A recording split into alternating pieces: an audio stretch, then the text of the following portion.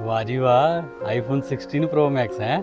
ਤੇ ਯਾਰ ਫਿਰ ਤੈਨੂੰ ਪਤਾ ਜ਼ਿੰਦਗੀ ਇੱਕੋ ਵਾਰੀ ਮਿਲਣੀ ਹੈ। ਮੈਂ ਨਹੀਂ ਇਹਨਾਂ ਚੀਜ਼ਾਂ ਤੇ ਕੰਪਰੋਮਾਈਜ਼ ਕਰਦਾ। ਦਿਲ ਕੀਤਾ ਸੀ ਵੀ ਲੈਣਾ ਆਈਫੋਨ ਤੇ ਭਾਈ ਲੈ ਕੱਢਿਆ ਸੀ। ਤੇ ਤੂੰ ਵੀ ਕਹਿ ਰਿਹਾ ਸੀ ਯਾਰ ਮੈਨੂੰ ਕਿ ਮੈਨੂੰ ਬੜਾ ਸ਼ੌਕ ਆ ਆਈਫੋਨ ਲੈਣ ਦਾ, ਤੂੰ ਨਹੀਂ ਲਿਆ? ਮੈਂ ਲੈ ਲਵਾਂਗਾ ਯਾਰ, ਹਜੇ ਤਰ੍ਹਾਂ ਨਾ ਹਾਲਾਤ ਠੀਕ ਨਹੀਂ ਹੈਗੇ।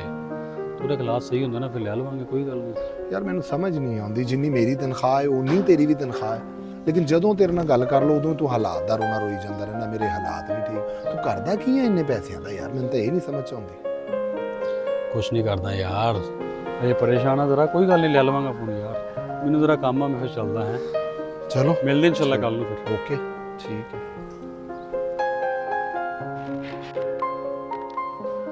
ਇਹ ਮੇਰੀ ਵੀ ਉਨੀ ਤਨਖਾਹ ਹੈ, ਇਹ ਕਿਤੇ ਪੁੱਠੇ ਕੰਮਾਂ ਨੂੰ ਤਾਂ ਨਹੀਂ ਪੈ ਗਿਆ?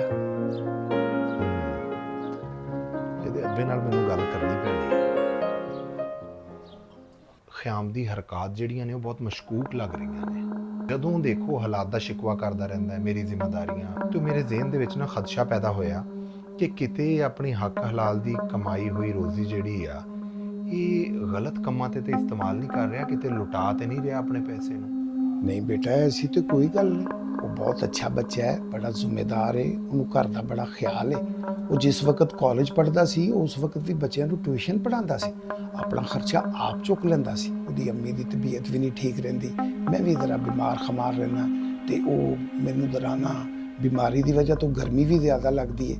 ए देखो ना AC भी उन्हें लगवाया है, ए किस्तां ते लिया है, ਇਹਦੀ ਵਜ੍ਹਾ ਦੇ ਨਾਲ ਹੁਣ ਬਿੱਲ ਵੀ ਜ਼ਿਆਦਾ ਆਉਂਦਾ, ਘਰ ਦੇ ਅਖਰਾਜਾਤ ਕੋ ਵਧੇ ਹੋਏ ਨੇ।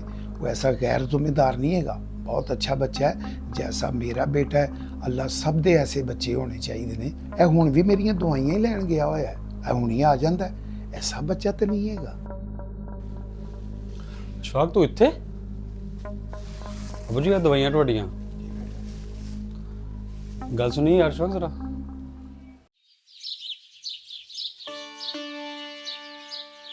ਯਾਰ ਮੈਂ ਬਹੁਤ ਮਾਜ਼ਰਤ ਚਾਹਨਾ ਤੇਰੇ ਕੋਲ। ਮੈਂ ਤੇ ਇਹ ਅੰਦਾਜ਼ਾ ਲਾ ਰਿਹਾ ਸੀ ਕਿ ਯਾਰ ਸਾਡੇ ਦੋਨਾਂ ਦੀ ਤਨਖਾਹਾਂ ਤਾਂ ਸੇਮ ਨੇ, ਤੇ ਫਿਰ ਤੇਰੇ ਹਾਲਾਤ 'ਚ ਬਿਹਤਰੀ ਕਿਉਂ ਨਹੀਂ ਆ ਰਹੀ? ਮੈਂ ਸੋਚਿਆ ਕਿ ਤੂੰ ਸ਼ਾਇਦ ਆਪਣੇ ਪੈਸੇ ਦਾ ਕਿਤੇ ਗਲਤ ਇਸਤੇਮਾਲ ਕਰ ਰਿਹਾ, ਇਸ ਲਈ ਮਾਜ਼ਰਤ ਨਾਲ ਯਾਰ ਮੈਂ ਤੇਰੇ ਅੱਬੂ ਕੋਲੋਂ ਇਹੀ ਕਨਫਰਮ ਕਰਨ ਆਇਆ ਸੀ ਕਿ ਅਸਲ 'ਚ ਤੇਰੇ ਨਾਲ ਕਿੱਸਾ ਕੀ ਹੈ। ਉਹ ਤੇ ਮੈਂ ਉਹਨਾਂ ਨੂੰ ਮਿਲਿਆ, ਉਹਨਾਂ ਦੀਆਂ ਗੱਲਾਂ ਸੁਣੀਆਂ ਤੇ ਮੈਨੂੰ ਪਤਾ ਲੱਗਾ ਕਿ ਯਾਰ ਤੂੰ ਇਕੱਲਾ ਬੰਦਾ ਹੈ ਤੇ ਤੇਰੇ ਮੋਢਿਆਂ ਤੇ ਕਿੰਨੀਆਂ ਜ਼ਿਆਦਾ ਜ਼ਿੰਮੇਵਾਰੀਆਂ ਨੇ। ਮੈਂ ਤੇਰੇ ਕੋਲੋਂ ਬਹੁਤ ਮਾਜ਼ਰਤ ਚਾਹੁੰਦਾ ਹਾਂ। ਉਹ ਨਹੀਂ ਯਾਰ, ਮਾਫੀ ਵਾਲੀ ਕੋਈ ਗੱਲ ਨਹੀਂ ਹੈ। ਅਸਲ ਸਾਡਾ ਮਿਡਲ ਕਲਾਸ ਦਾ ਨਾ ਅਲਮੀਆ ਹੀ ਇਹ ਵਾ ਕਿ ਅਸੀਂ ਸਾਰੀ ਜ਼ਿੰਦਗੀ ਆ ਜਿਹੜੀ ਗੁਰਬਤ ਦੀ ਚੱਕੀ ਹੈ ਨਾ, ਇਹ 'ਚ ਪਿਸਦੇ ਰਹਿੰਦੇ ਆ। ਇਹੀ ਜਦੋਜਹਿਦ ਕਰਦੇ ਰਹਿੰਦੇ ਆ ਕਿ ਸ਼ਾਇਦ ਅੱਜ ਦਿਨ ਬਿਹਤਰ ਹੋਣਗੇ, ਕੱਲ ਬਿਹਤਰ ਹੋਣਗੇ।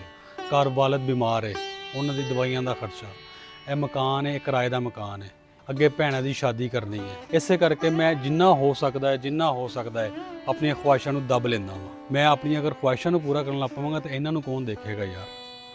ਅਸੀਂ ਸਾਰੀ ਜ਼ਿੰਦਗੀ ਸਿਰਫ ਇਹੀ ਸੋਚਦੇ ਹਾਂ ਕਿ ਸ਼ਾਇਦ ਅੱਜ ਹਾਲਾਤ ਬਿਹਤਰ ਹੋ ਜਾਣਗੇ, ਕੱਲ ਬਿਹਤਰ ਹੋ ਜਾਣਗੇ। ਲੇਕਿਨ ਵੀਰ, ਮਿਡਲ ਕਲਾਸ ਦੇ ਕਦੀ ਵੀ ਹਾਲਾਤ ਬਿਹਤਰ ਨਹੀਂ ਹੁੰਦੇ। ਇਹ ਸਾਰੀ ਜ਼ਿੰਦਗੀ ਇਦਾਂ ਹੀ ਰਹਿੰਦੇ ਨੇ, ਇਦਾਂ ਹੀ ਇਹ ਪੈਦਾ ਹੁੰਦੇ ਨੇ ਤੇ ਇਦਾਂ ਹੀ ਇਹ ਮਰ ਜਾਂਦੇ ਨੇ। ਤੂੰ ਨਾ ਉਮੀਦ ਨਾ ਹੋ ਮੇਰੇ ਯਾਰ। ਜਿਸ ਕਦਰ ਤੂੰ ਮਿਹਨਤੀ ਆਦਮੀ ਹੈ ਨਾ, ਔਰ ਜਿਸ ਤਰ੍ਹਾਂ ਤੂੰ ਆਪਣੇ ਬੂढ़े ਵਾਲਿदैन ਦੀ ਖਿਦਮਤ ਕਰ ਰਿਹਾ, ਮੇਰਾ ਅੱਲਾਹ ਤਾਲਾ ਦੀ ਜ਼ਾਤ ਤੇ ਬੜਾ ਯਕੀਨ ਹੈ ਕਿ ਉਹ ਇਨਸਾਨ ਦੀ ਮਿਹਨਤ ਦਾ ਸਿਲਾ ਉਹਨੂੰ ਜ਼ਰੂਰ ਦਿੰਦਾ ਹੈ।